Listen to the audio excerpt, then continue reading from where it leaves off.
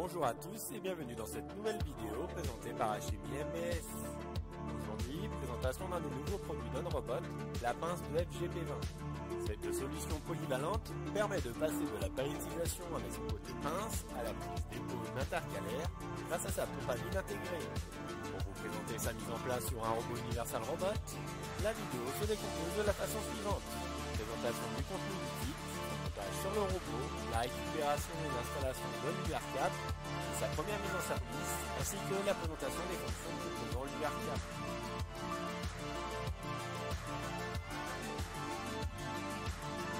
Vous retrouverez dans la première boîte le FGP20 avec son embase mécanique et électrique.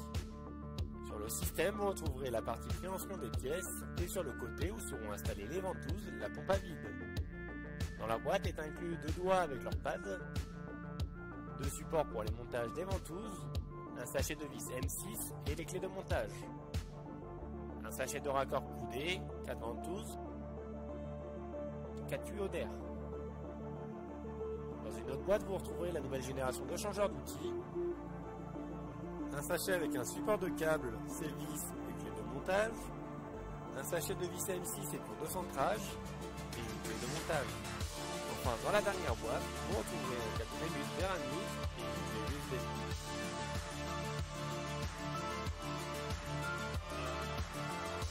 Pour travailler confortablement, déplacez votre robot à l'aide du bouton à l'arrière de l'écran tactile. On va commencer par monter le support de montage du câble sur le changeur d'outils.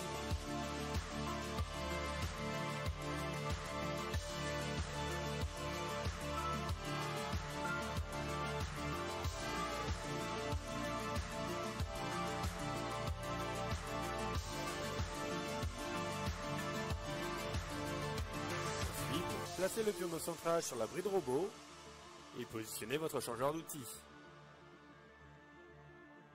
Puis vissez le tout sur le robot.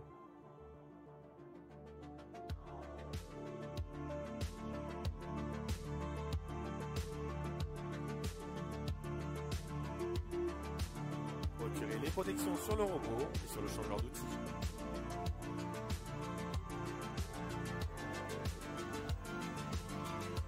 Placez votre câble M8 vers M8 en reliant le connecteur robot à celui du changeur d'outils, en passant par le support de maintien de câble.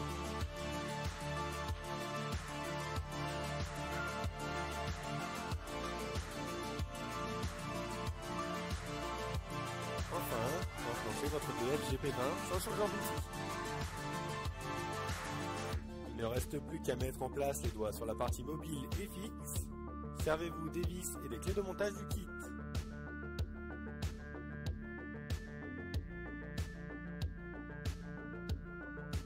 Vous pouvez au besoin positionner différemment les pads sur les doigts. Vous pouvez dès à présent positionner et resserrer les supports de montage ventouses.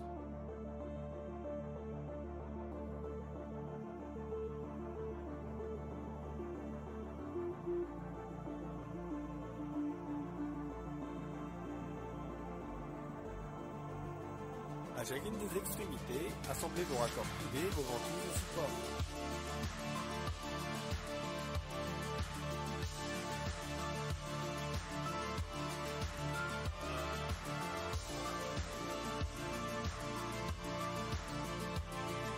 Utilisez les tuyaux d'air en les connectant sur les raccords de la pompe à vide et à celle de vos ventouses.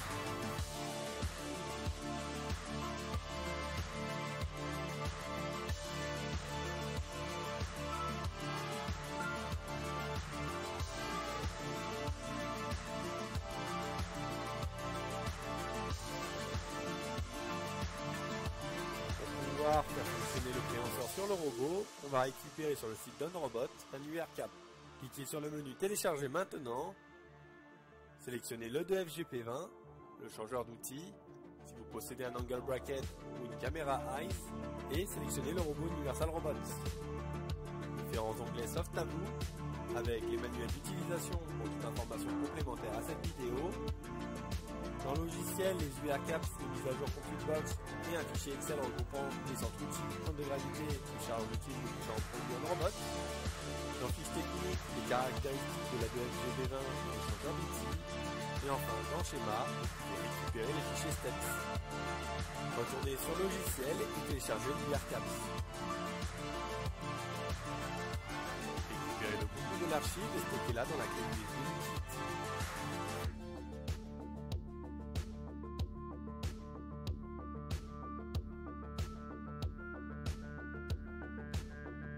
Insérez cette clé dans l'un des ports USB du robot. Puis dirigez-vous dans le menu rapide et cliquez sur Réglages.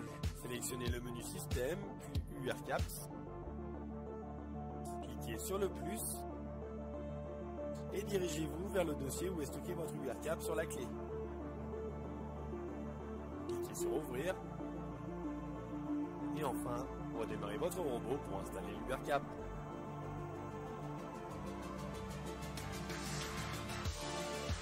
Sa première mise en service, mettez en tension votre robot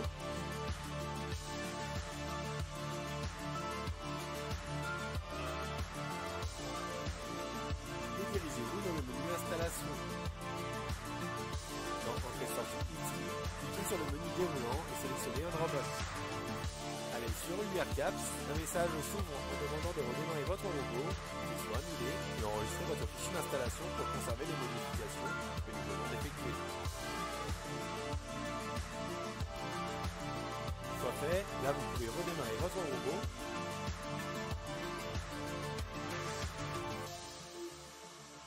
Au redémarrage, vous mettez votre robot en tension et retournez dans l'installation, puis dans URCAPS. Si vous cliquez sur les flèches bleues, vous aurez des informations complémentaires. Cliquez sur celle qui se situe au niveau d'information du dispositif. Vous retrouverez les adresses IP des équipements, le numéro de série de l'appareil, le bon fonctionnement, les registres RTDE qui vont servir pour décaler les registres de communication et la possibilité de masquer les variables créées par les différents accessoires. Retournez en arrière et cliquez sur la flèche suivante. Ici, vous pouvez paramétrer les deux doigts, celui qui est mobile et celui qui est fixe, en leur renseignant le décalage du pad, la longueur et la hauteur des doigts et le décalage des ventouses par rapport au 2FGB20. La dernière flèche permet de configurer le point central de l'outil.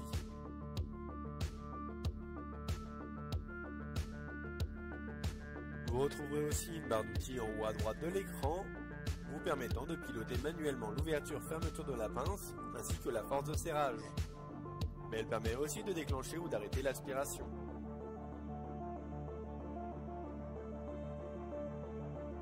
Il vous reste à voir ce qui est contenu dans le programme. On a tout d'abord la commande préhension des doigts du 2FGB20, utile pour la prise de pièces.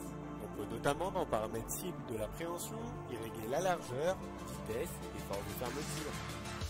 Vous pouvez en cliquant sur le play exécuter la fonction ou l'arrêter avec le stop. En surveillant et contrôler, vous pouvez manuellement faire bouger la pince et enregistrer la position en cliquant sur la disquette.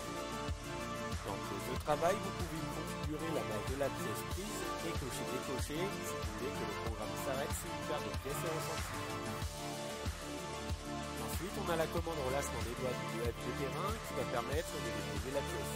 Dans paramètres cible de relâchement, vous pouvez paramétrer la largeur d'ouverture et sa vitesse, lancer la fonction d'ouverture ou l'arrêter. Dans surveiller et contrôler, vous pouvez manuellement ouvrir ou fermer la pince et enregistrer la disposition, dont le niveau d'ouverture est renseigné juste au-dessus. Et savoir si la prise de pièce est détectée entre les doigts. La commande préhension à vide du 2FGB20 va permettre la préhension d'un intercalaire par exemple. Dans paramètres cible de préhension, vous pouvez y renseigner la valeur d'aspiration ou jouer sur le curseur pour la définir entre 5 et 60 kPa. Vous pouvez exécuter la fonction ou l'arrêter. Dans état, des informations sur la détection de la pièce et le niveau d'aspiration actuel. Et dans pièce de travail, vous pouvez renseigner la masse de la pièce et si vous voulez que le programme s'arrête suite à la perte du vide. La commande relâchement du vide, du FGB20, quant à elle, fera l'inverse de la commande précédente, c'est-à-dire stopper l'aspiration pour déposer les pièces. Il faut simplement ici lancer la fonction ou lire les informations de présence pièce et du niveau du vide. Enfin, la dernière commande TCP permet de changer le point central de l'outil quand cela est nécessaire. Merci d'avoir suivi cette vidéo, nous espérons qu'elle vous a plu. N'hésitez pas à nous rejoindre sur les réseaux sociaux ou consulter notre site internet pour plus d'informations.